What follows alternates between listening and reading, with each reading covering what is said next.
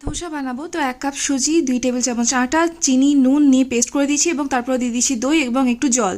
নারকেলের চাটনি বানানোর জন্য নিয়ে নিচ্ছি নারকেল, ভাজা চানা ডাল, আদা, পুদিনা পাতা, 2টো লঙ্কা, নুন, চিনি। আর এদিকে মশলা আলু বানাবো, তার জন্য যা যা দিয়েছিলাম সেটা দেখিয়ে দিলাম। সর্ষে, উড়ের ডাল, ছোলার ডাল, হিং, জিরে, কারি পাতা, একটু লঙ্কা, আদা, পেঁয়াজ, গাজর, ক্যাপসিকাম, হলুদ, নুন, আলু। আমার মশলা আলু একদম রেডি। ব্যাটারটা বানিয়ে 15 মিনিট রেস্ট করতে দিয়েছিলাম, তারপরে এবার আমি স্টার্ট করছি ধোসা বানানো।